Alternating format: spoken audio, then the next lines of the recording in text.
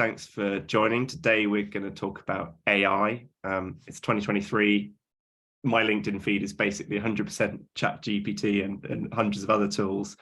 I'm joined by Adam. Adam is an executive wingman. He works with a bunch of Fortune 500 CEOs, chief strategy officers, as a sort of a right-hand counsel. I'm Rich. I'm the founder of MoveMeOn.com. It's a global platform for people who have spent some of their career in consulting. So Adam, you'll do a much better intro of yourself than executive wingman, I guess. I actually quite like executive wingman. It's pretty accurate, and it's a title that covers many sins, so I'll stick with it. Great. So what's a week or a month in your life? Just paint a picture of how many people you're working with. What's your kind of arrangement? Sure. The primary work that I do from a consulting and advisory perspective is with chief strategy officers and their team. So you have two propositions, one in relation to functional excellence. How do you actually get more effectiveness and efficiency out of the team and what they're trying to deliver to help organizations make ultimately better decisions, you would like to think. The second part of that proposition is very much one around the executive wingman, next to C-level executives, primarily chief strategy officers, but that's starting to diversify into other functional leads. And a lot of that work is much more based around navigating the political dynamic within Exco, chair, board, C-suite, ultimately to get things done, because as they say in Economics 101, lesson 1, sentence 1, humans are not rational players. When you get to that level, there is a lot of competing interests, and humans get even less rational when they ascend to those altitudes of hierarchical leadership. So I really act as a thought partner to those individuals.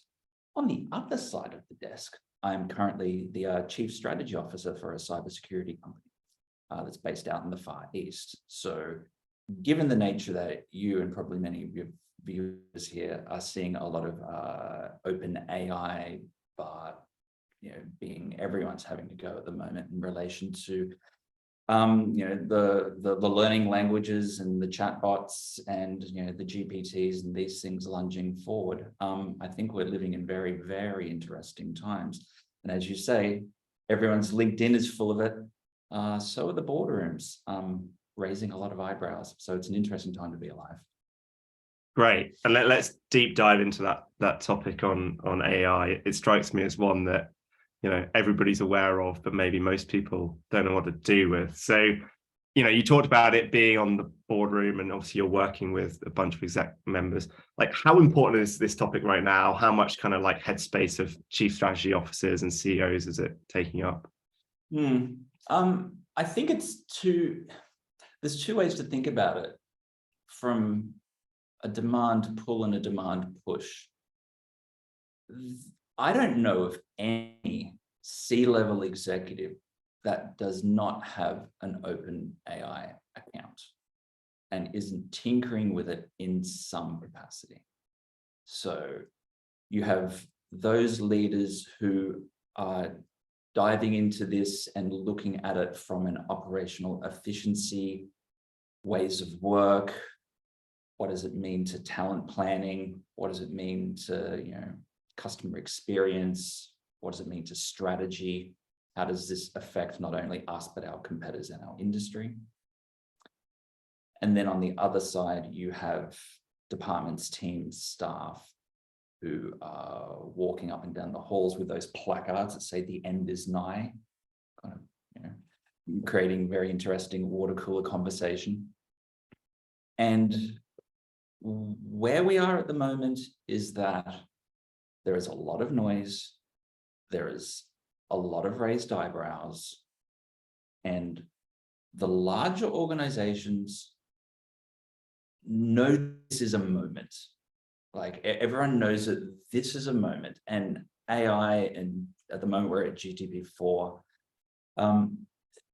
this is only in infancy. So let's have this conversation again when we're at version 16 and see where we've ended up. But everyone's sitting in front of it. Some people are already adopting it into workflows. but they are in pockets, usually at a functional or a BU level. But like big fundamental transformational decisions haven't been made. But there's a lot of people at the top of large organizations who are trying to work out what this means. So we're right at that inflection point. It's interesting. Yeah, it's a good time to be tinkering. And I did a poll yesterday that I'm going to find on my phone on LinkedIn, and it asked this question around, are you using this stuff regularly, like ingrained into your routine, or are you just starting to play with it, or, you know, do you not know what I'm talking about? So I'll find the results and feed that in. So like, where are you seeing like adoption? You said, you know, some businesses are pushing forward faster than others. Like, where are you kind of seeing that, and what are they adopting it for? You touched on, you know, workforce planning. I saw something in the news around 300 million jobs are going to be affected. Great headline, very catchy. Yeah, maybe more. So like, where are you seeing the businesses that are really starting to adopt this? Yeah, so I'll start at my center and then spiral out. And the further out I get, the softer what I'm about to say is. Particularly within corporate strategy departments, and that's kind of really my core bread and butter. It's taking place it's being integrated in a couple of different places. I would say strategy with a small s is probably the most common. What do I mean by strategy with a small s? Generic research, building out the paragraphs that are in executive pre-reads before strategy away days. Filler content, you know, the stuff you read at the back of a big four pitch deck, be like, oh, here's all the context, and here's all the assumptions, and like, you know, the filler, the fluff. Yeah, that's what I used to build when I was at McKinsey. All of us can compare war stories on, writing stuff that people will never read. 100%. And that is a good application of time and resource. It is absolutely, and this is important, it is categorically not being lifted from something like GTP4 and dropped into these things wholesale. You know, it goes through a pretty big, you know, okay, so what the hell is this? So it's like a basic 80-20 distribution sort of a thing, a basic Pareto's that you look at it and be like, okay, this has gotten my thinking or my concept based on my query a fair way down the road. Now let me put the salt and pepper on it to make it the context that is relevant for the audience that it's going to. So that's reducing those workflows significantly. That's kind of the strategy with a small s. The strategy with a big S, for me, is much more interesting.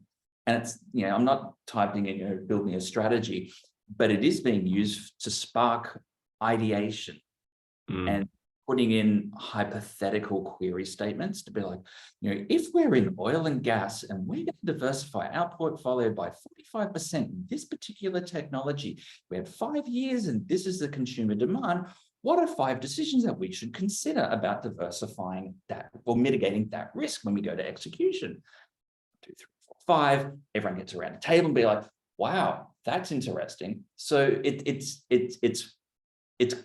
producing a full whiteboard for everyone in the team to sit around and then riff off.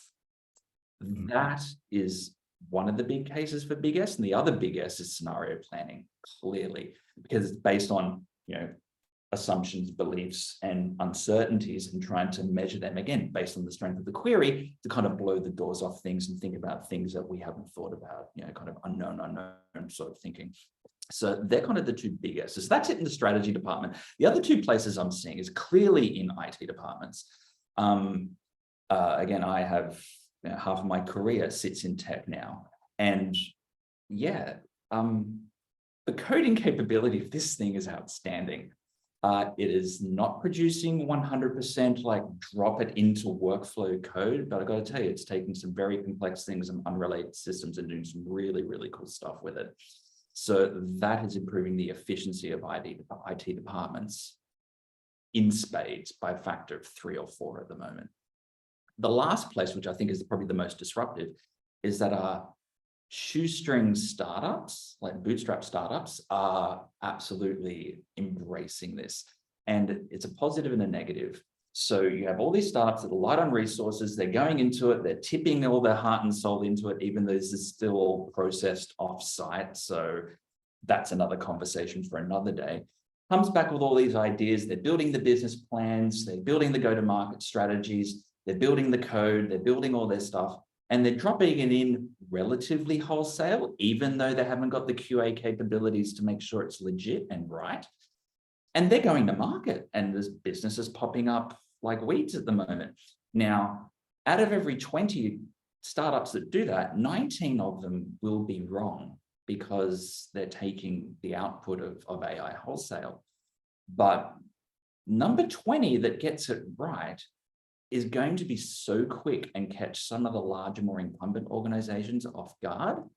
Like it's really a numbers game. So I see that as, why large enterprise should be focusing on this and maybe get their M&A teams ready.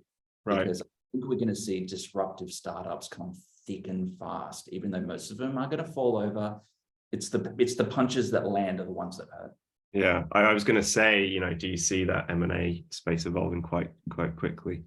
Completely, yeah, and also within kind of within the internal corporate venture thing as well. Yeah, before everyone was looking for good talent that had particular capability sets. I know I have a couple of clients that are out there looking for people who can write good AI queries. Like this is actually a skill now that people are hunting for. So yeah, there you go. Quality of query is sort of the name of the game at the moment. It's interesting, like reflecting on your ideation, sort of use case. I saw a post from Chap yesterday around this, and I made a comment. I said it's a bit like hitting a tennis ball against like a really rocky wall, right? It always comes back with something. It might not be right, and it might not be what you expect, and it might not be in the direction you would anticipate, but it's thought-provoking, right? Completely. So I think that's a really, really good use case. I found my poll, by the way. So are you using, this is about other generative AI. So are you using ChatGPT and or other generative AI? 29% yes, regularly. Interestingly, 42% yes, just starting a little bit. So that's your experimentation, starting to tinker, right? So about half of people are in that zone. Only 10% are no. I've got 19% no, but it's on my to-do list. So that's the thing when I'm most nervous for. I'm like, yeah, move into the yes, just start quite rapidly. This fence-sitting stuff. Yeah, the summary is 70% of people are using this, and when I say people, this is professionals in their career, right? So you talked about strategy teams. Hey, I need to build out the content. Yeah. Let me do that efficiently by leveraging. This is white collar workhorse. Yeah. Yeah. So just to I think kind of wrap up maybe on kind of likely winners and losers. You started to touch on the speed at which this is running, and if you reflect on conversations you're having with your chief strategy officers and CEOs, like likely winners and losers, what are the behaviors that you need to see from, I guess, let's start with boards and CSOs, and then maybe we talk about like individuals, right? They think about their careers. Good question. I think from an organizational perspective, if I slightly reframe it and go, your executives are ultimately the decision makers and the stewards for the wider organization. I think the optics of how organizations lean into this and implement it into workflows and what it means to talent numbers is going to really be quite important. If we think about what robotics and automation did to manufacturing and what that did to blue collar, this is a white collar story. So if I'm a C-suite leader and I lead with operational excellence, Lean Six Sigma, management by P&L, then I am going to, once I get the QA right and once I get local processing of my queries, everyone's looking to Apple for that in time, but that's another story. That will, what's that going to look like? It's going to look great for your institutional investors. Hey, look, great margins. This is good. I'm the CEO of the day. Great. if your consumers and that middle class, which has consistently been hammered for the last 20 years, take another kick in the shin, then, you know, this is your customer base. People are going to start querying. And, you know, if I look at it from an environmental perspective, what Extinction Rebellion and these sort of groups are doing to energy companies over the last couple of years, it's the same sort of thing. I was like, do I really want to deal with that company because they used this technology to improve their efficiencies? Because, hey, it's all about endless growth, right? And that's another conversation about kind of economic models. That's from an organizational perspective. From an individual perspective, I think the winners are going to be those who can take multidisciplinary skill sets and use this as one of them to become a very high value added individual to the team that they're a part of. So, you know, like, be someone I would want to employ. How do I, as an account manager, use AI effectively to deliver better customer service? How do I, as a cinematographer, use this technology to produce better shots, to deliver something unique or value? How do I, as someone in life science who's leading a company of chemists, use this to deliver better drug solutions to the patients? Like, it's this multidisciplinary nature. And you have to now start bringing this in, because whatever scenarios I believe that organizations have of the impact this is going to have on white collar talent, triple it. Like, this is going to really knock people around. So you need to know the difference between being a good employee, being a great employee, and the difference between the two. And I believe this is one of the main components that will separate winners from losers. I guess moving, if you're not an experimenter yet, get yourself into that category. I think there was certainly a bit of I'm a bit scared of this, right, group. I kind of, you know, I haven't quite found the hour to go and play around with ChatGPT, or I haven't joined the waiting list for Bard.